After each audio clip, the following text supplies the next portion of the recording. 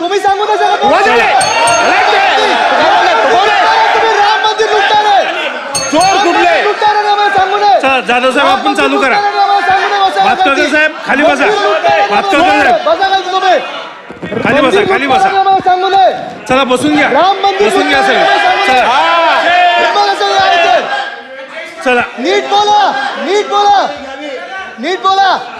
नीट बोला. वय बघा तुमचं. लय उर्मट आणि घमेंडखोर नुसता बसलाय कोपऱ्यात. प्रत्येक वेळी असा अहंकार असो हे.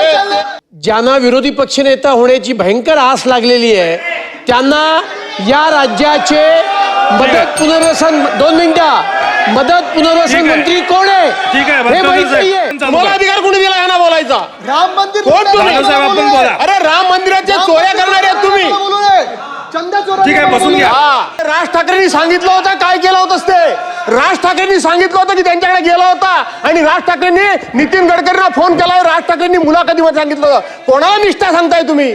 कोणाला निष्ठा सांगताय तुम्ही? कोण आता उत्तर देणार आहे मला माहित नाही. राधाकृष्ण विखे पाटील जी देत आहेत महसूल तुम्ही देणार? चर्चाच बंद करून टाकतो. मग काय चर्चाच बंद करून टाकूया. कशाला तुम्ही त्रास कशाला तुम्हाला द्यायचा? मग तुम्ही देऊनच टाका उत्तर. काय परिस्थिती काय राज्याची?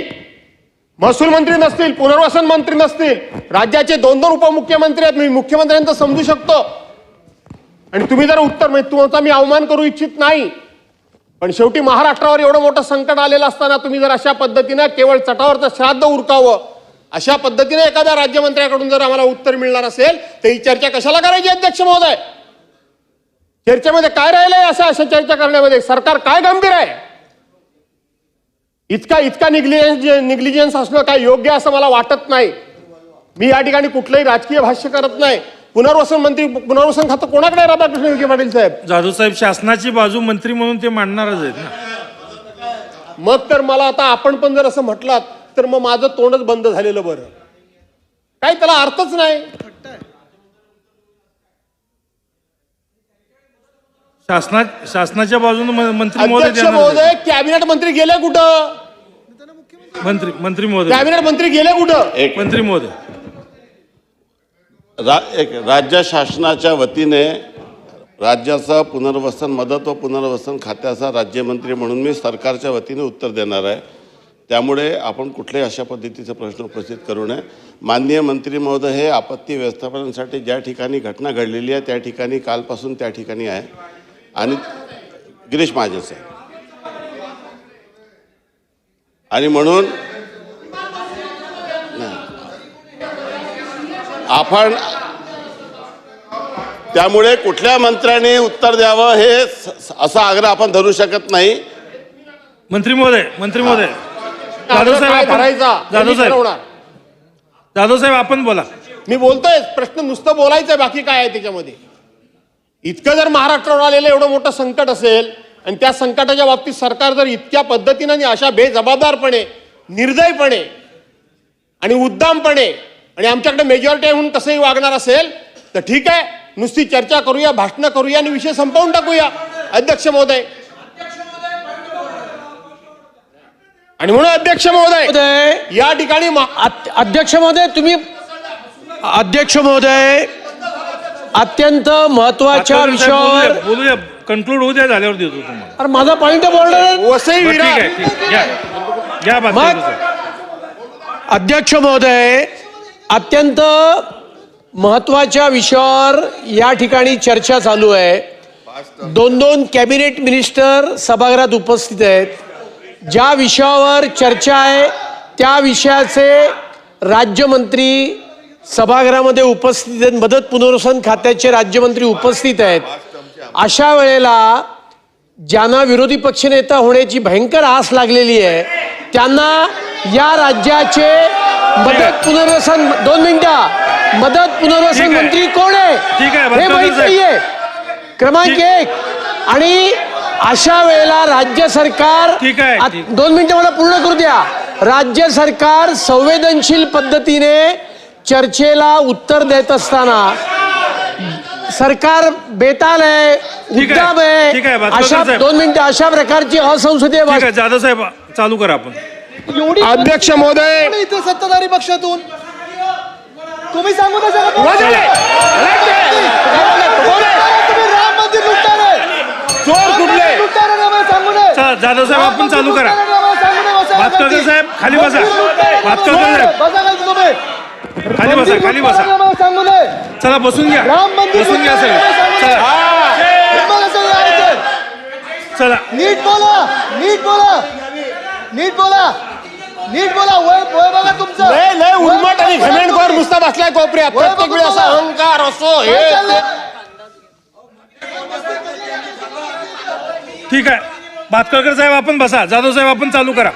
तुम्ही जाधव कोण? साहेब. तुम्हाला अधिकार कोणी दिला? जाधव साहेब आपण चालू तुम्हाला करा. अधिकार कोणी दिला यांना बोलायचा? राम मंदिर कोण तुम्ही? जाधव साहेब आपण बोला. अरे राम मंदिराच्या चोऱ्या करणारे आहेत तुम्ही. बोलू नये. चंदा चोरा. ठीक आहे, बसून घ्या. हा. आदित्य साहेब बसा. बसा बसून घ्या. आणि म्हणून आदित्य अध्यक्ष साहेब. महोदय ठीक आहे ठीक आहे ठीक आहे. काल बघितलं मी पालनकर संसदेपर्यंत. यांचं बोलणं अहंकारी आणि सगळं काय सर्वज्ञ मी आहे वगैरे अनेक वेळा मी बघितलं ह्या माणसाचं. खरं सांगायला गेलं तर मी म्हणजे सर्वज्ञ. पण आपल्याला तुमच्या मर्यादा लोकांना माहिती आहे. तुमचं ज्ञान लोकांना माहिती आहे. तुमची कुवत लोकांना माहिती आहे. तुमची झेप लोकांना माहिती आहे. सगळं माहिती आहे. काय नवीन नाही त्याच्यामध्ये. सगळं माहिती आहे आम्हाला. त्यामुळं तुमची काय ती एकदम असं मला तेवढं कळतं बाकी कोणाला कळत नाही अशी जी वागण्याची स्टाईल आहे ना.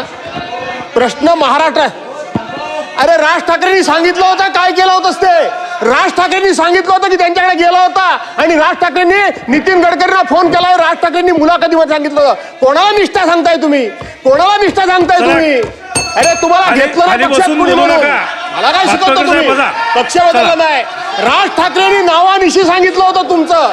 तुम्ही राज जाधव साहेब ठाकरेंच्याकडे गेला होता जाधव साहेब जाधव साहेब का? पक्षविषयाचं जाधव कारण साहेब काय? विषयावर आपण चर्चा करू. चला आणि म्हणून अध्यक्ष महोदय संपूर्ण महाराष्ट्राचं लक्ष लागून राहिलेलं आहे की या सभागृहाच्या माध्यमातून आम्हाला दिलासा काय मिळतोय याकडे संपूर्ण महाराष्ट्राचं लक्ष लागून राहिले. म्हणून आपण ही चर्चा अध्यक्ष महोदय या ठिकाणी उपस्थित केलेली आहे.